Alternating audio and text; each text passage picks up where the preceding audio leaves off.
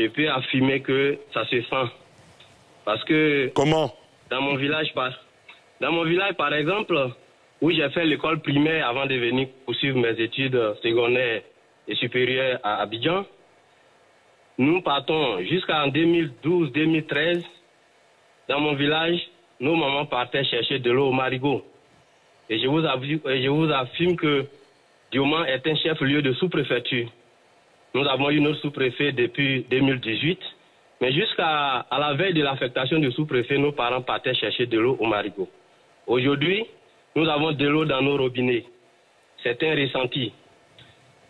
À l'époque, quand nous partions à l'école primaire, plusieurs de nos camarades ont eu leur scolarité stoppée à la classe de CM2 parce qu'après l'entrée en 6e, ils n'ont pas eu de point de chute en ville, à Touba, qui était la ville la plus proche. Mais aujourd'hui, nos enfants restent dans le circuit scolaire jusqu'à la classe de 3e. D'accord. Il y a 10 ans en arrière, cela n'était pas une réalité. Très bien. Je suis d'accord que les choses doivent s'améliorer, mais je suis également pour qu'on reconnaisse ce qui est fait. Merci de votre témoignage, monsieur Diomandé Abou. Merci. Merci beaucoup. Merci. Vous voulez réagir, allez-y. Ouais, moi, je pense qu'il ne faut pas faire la fine bouche. Les performances sont historiques. Elles sont historiques. Jamais, jamais dans l'histoire de l'IDH de la Côte d'Ivoire, elle a atteint le niveau de 0,58. Jamais. On a commencé à faire l'IDH en 90. De 90 en 2020, on était classé dans la catégorie d'IDH faible. Ali, IDH faible. Quand on a commencé, jamais de 90 jusqu'à 2020, on était dans l'IDH faible. C'est à partir de 2020 qu'on est rentré dans l'IDH médian. Mais comment on ne peut pas célébrer ça?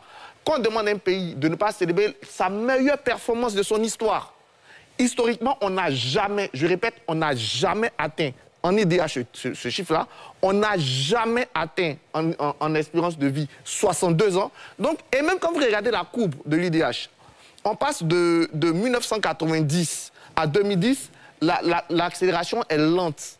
À partir de 2010, boum, elle s'accélère. C'est clair, tout le monde peut taper courbe de l'évolution de l'IDH en Côte d'Ivoire. Ça saute aux yeux.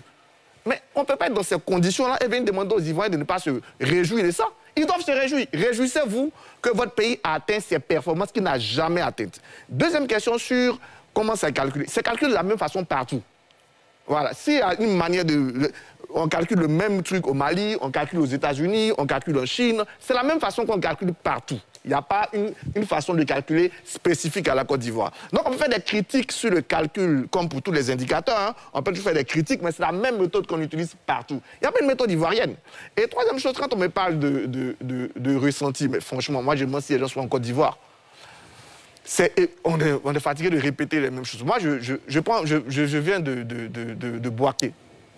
J'ai fait Abidjan-Bouaké, Bouaké-Adiaké sans problème. Sans problème. Donc, c'est les populations qui se déplacent là. On dit qu'est-ce qu'on va faire dans l'avenir? L'avenir, c'est la même chose. On va continuer. Puisque, quand je prends ma région, puisque M. Diomandé a parlé de chez lui, je peux parler d'Aboisseau. Quand on prenait la commune d'Aboisseau, où les sous-préfectures à côté, on a pour l'instant, en termes de lycées publics, que les deux lycées, lycée moderne, lycée Dominique Ouattara. À la rentrée, on aura en plus un lycée professionnel et un lycée de jeunes filles.